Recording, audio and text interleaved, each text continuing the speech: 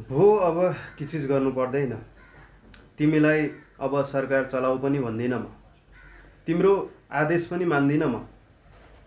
तिमीलाई बाटोमा नारा लगाउनु छ भने लगाउँदा हुन्छ। दुःख मलाई नदेऊ। मरेको त्यो लासलाई सम्मानपूर्वक अन्त्येष्टि गर्न देऊ।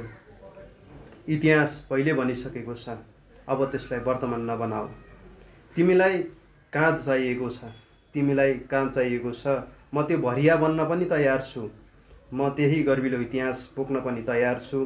त्यो इतिहासको साक्षी बन्न तिमी तयार हुनुपर्छ।